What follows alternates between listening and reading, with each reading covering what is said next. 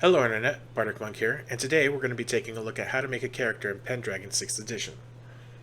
To help learn the game, it's best if you have a character to test these rules against. We'll make a character, mostly using the randomized version of character creation, and we'll be using this character moving forward. Following this video, you can make your own character as well. It needs to be said that Seth Skorkowski has this type of series for Call of Cthulhu, going over the system and how it runs, and I wanted to mention that I'll be borrowing the format mostly because it's not broken, so I don't want to try to fix it, but I will try to add my own voice to it. This video is mostly about making a character sheet, but not going over the history of your character's lineage. I'm planning to make that its own video later. You can get the character sheet off the Chaosium website, both a form fillable one and an auto-calculator version, linked in the description below. Now then, when creating a character, you'll need to know what area you're making them for. In the Uther period, it's a more realistic version of the brutality of the time and is usually mentioned in passing in fiction, so there's a lot of freedom in here. Then you have the Arthur period, which is a more idealized view of the time. It's exhaustively written about and is somewhat rigid if you follow this step by step. Then you have the Anarchy period, the time between Uther and Arthur, where chaos reigns and it's kind of like the perfect sandbox. The 6th edition defaults to the Boy King era, which is pretty much the time at the start or right before Arthur pulls the sword from the stone. In case you're creating a character for a different time, the only difference really, at least for character creation, are the years you need to note. You can keep the same equipment unless your GM says otherwise. The 3 dates that matter are when you were born, squired, and knighted. You were squired at 14 and knighted at 21. The 4 versions of time periods that I'm presenting are the early Uther period, the King Uther period, the Boy King period, and the Pendragon 6e timeline, which starts at 508. We're going to be using this one. At the end of this process, you'll have a character who's possibly ready to be a knight. I'll explain what I mean in the qualifying for knighthood section. The first actual step for creating a character is finding out how glorious your parents were. Again, not going too far into it, but you can normally go through an exhaustive history of your lineage, starting with your great-grandparents all the way up to your first day as a knight. But we'll do a role that represents your parents' inherited glory, knighting glory, marriage glory, and possibly great deeds. To determine this, we need 6-sided dice, the usual dice that you'll find in a board game, the cubes. We shorten this, the 6-sided die, to D6, so it's D for dice, and then it's the size after that, so 6-sided dice would be D6, and we need 6 of them, so we need 66, or usually you'll see these shortened in rulebooks as the number of dice that you need to roll and then the size of the die, so we'll see this as 66, or 6 6-sided dice. I roll 66, total the dice together, getting a 19, then multiply that by 100, and then add 2,000 to that number to determine how much glory my parent had when I became a squire at 14. In this example, they had 3,900 glory. I'll add that to the character sheet here. Your character's parents' glory matters because at the age of 14, or when you become a squire, you get a quarter of that amount. So in my case, my parent has 3,900 glory. I get a quarter of that, meaning that I get 975 glory. I'll add that to the character sheet here. Now we're ready to start character creation proper. There are 3 main versions of character creation. First is pre-generated, found in the core rulebook from pages 248 to 251, and you can copy any of these 6 characters off of the book onto your own sheet and then start playing from there. Second, we have constructed, where we choose everything, or the third option is random, where we just roll for everything. I'm going to present how to roll for most things, but I will have a few moments where I want to choose rather than leave it to chance. Let's add some info to the character sheet here. This information is going to be the same for all 6th edition characters who are starting their adventure in the Boy King era.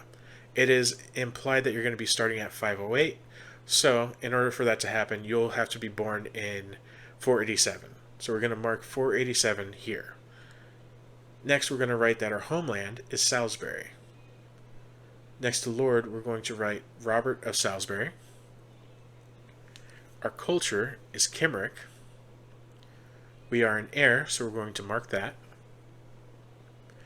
And our class is currently squire. This may change in the future, in the very near future, by the end of this video if you qualify to be a knight, and that is going to be after the skills section of this video. Religion plays a role in this game and can be chosen. The default of the setting is Christian because they outnumber the pagans substantially, but pagans can be found in the setting. If you want to roll for religion, roll a 6-sided die, d6, if you want, and if you roll a 6, you are a pagan. But if you roll any other number, so 1 through 5, you'll end up Christian. I rolled and I didn't get a 6, so I'm Christian. I'll write that down here. Here, we'll add that we have no holdings and we live in the Castle of the Rock in Sarum. Next, we'll choose our name and gender. My table is inclusive, and I've strived to make this video inclusive as well, meaning you can make a male or a female knight. If neither are up your alley, we do have a solution for you as well. Male knights are usually Sir Blank. Female knights are usually Dame Blank.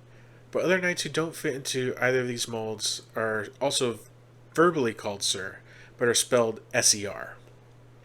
My solution for any table that wants to include these and any other types of knights in the setting can default to making the version of Sir, the E version of Sir, into the gender-neutral version that includes all types. So everybody will be Sir Blank.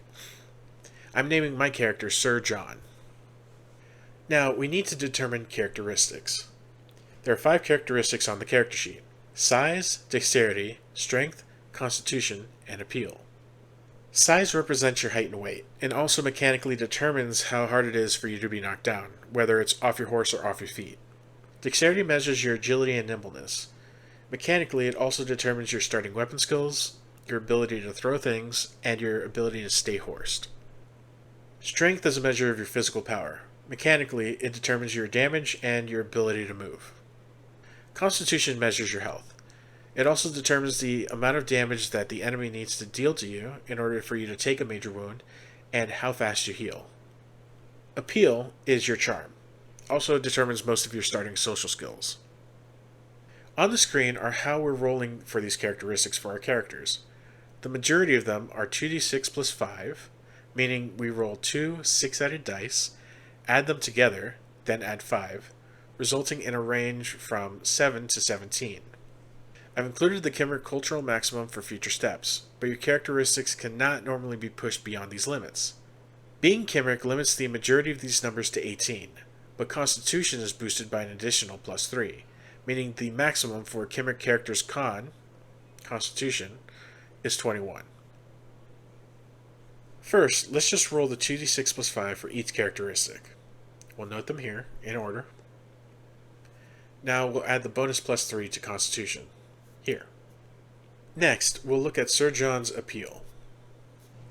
Depending on your character's appeal, they'll have a number of distinctive features, ranging from 3 negative features to 3 positive features. Looking at Sir John's 12 appeal, we determined that he is plain, so he has 1 positive and 1 negative feature. We'll go with squat for the negative feature, but his positive trait is that he has a big, thick mustache. Using the characteristics we just rolled, I'm going to introduce you to the derived characteristics just below this section. Using the parenthetical equations, or the equations in the parentheses, we can determine these bits of info for our character. Let's fill in knockdown and major wound, as they are simply a reference to another value. Knockdown determines when you might get knocked off your horse or off your feet and to the ground. The major wound determines whether we take a flesh wound versus something more serious. Next, we'll determine our healing rate. This is our Constitution divided by 5. The result for Sir John is 2.4, so I'll use this opportunity to explain how the system rounds numbers. If it's below 0.5, you round it down, and if it's at 0.5 or above, you round up. Meaning that I have a healing rate of 2. Every Sunday after a week of rest, Sir John will heal 2 HP from a wound he has suffered. Our total hit points are con plus size, so I have 26 HP, and a quarter of that is 6.5, so I have an unconscious characteristic of 7. Hit points are ubiquitous enough that I don't think I have to explain that it tracks your life force, but I do have to explain that if your life ever dips below your unconscious amount, you'll be falling unconscious as a result. whether immediately or very, very soon afterwards. For weapon and brawling damage, we add strength plus size and divide by 6, resulting in a 4.6, or 5, for Sir John. When we swing a weapon that uses character or weapon damage, we'll be rolling 5d6. If we ever do brawling damage, we will do 5 damage, possibly further modified by a weapon, but if I just punch somebody, I'll probably do 5 damage. Lastly, we have our movement rate, which is strength plus dex.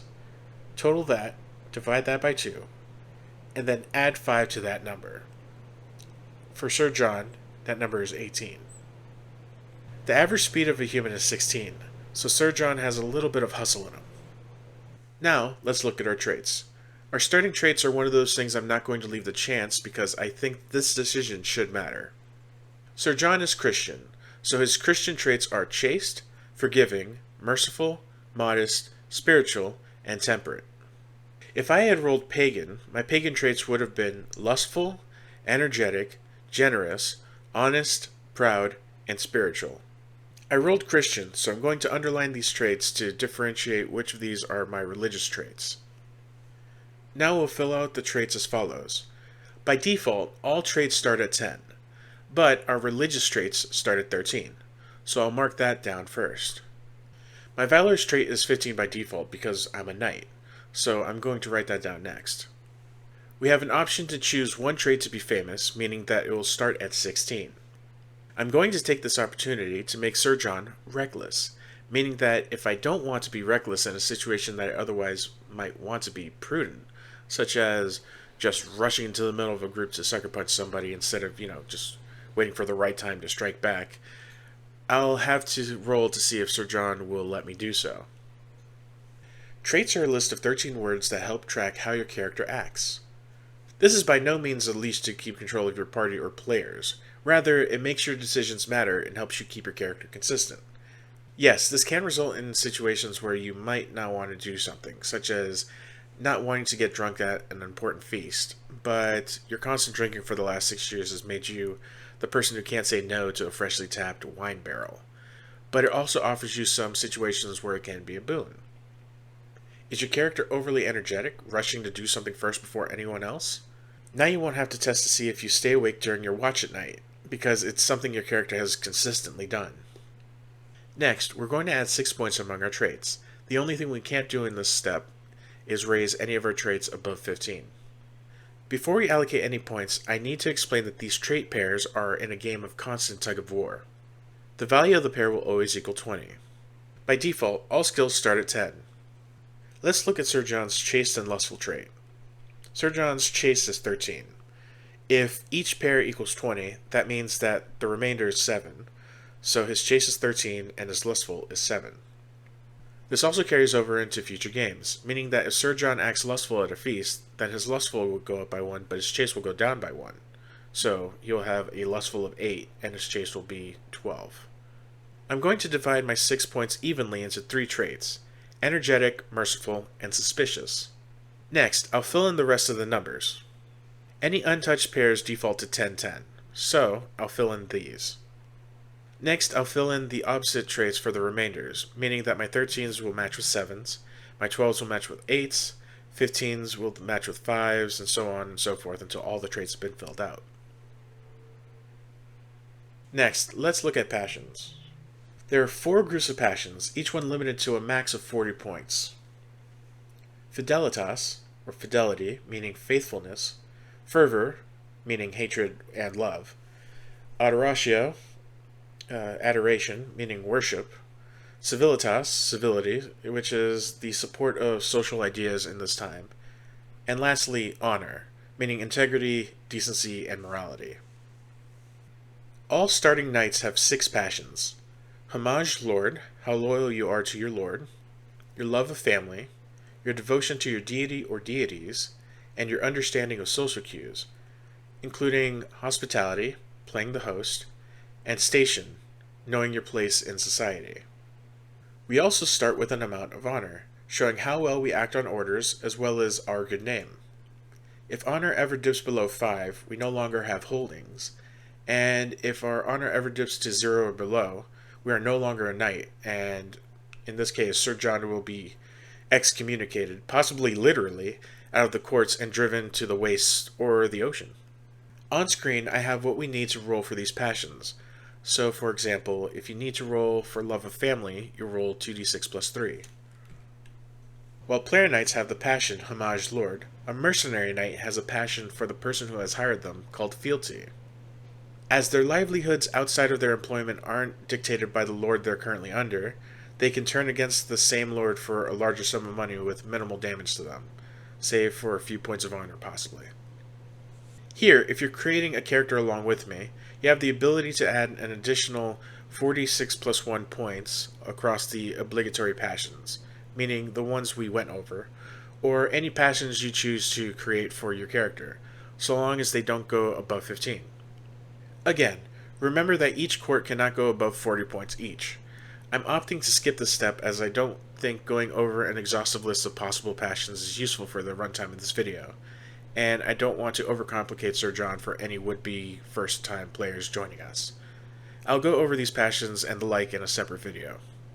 At this step, all Salisbury Knights gain a hatred of Saxons at 1d6 plus 2. This stems from a generational hate from when our forefathers were massacred at an event by Saxon turncoats. The event in the book is called the Night of Long Knives, but my table and I have elected to call it the Night of the Bloody Stones to separate it from more recent events. Now, let's go over what skills you need in order to be a knight. In order for you to qualify for knighthood, you need a minimum value of 10 in brawling, charge, sword, and 2 non-weapon knightly skills. Let's fill in the beginning values, shown here. A lot of them have a flat number, so we'll fill in those 5s and the 0 first. Looking at Sir John's appeal of 12, we're going to subtract 5 from that to get a 7, and we're going to fill in each of these with 7. Next, we're going to look at the half dex skills. My dex is 12, so we're going to fill in each of these with 6. Lastly, we're going to be filling in the brawling skill, which is half of my strength of 14, so 7. 2 of these skills aren't filled out as they are non-knightly skills. While they can be learned, they are dishonorable skills to practice, so using these skills will result in a loss of honor. Being a Cymric knight has its benefits, including when determining our starting skills.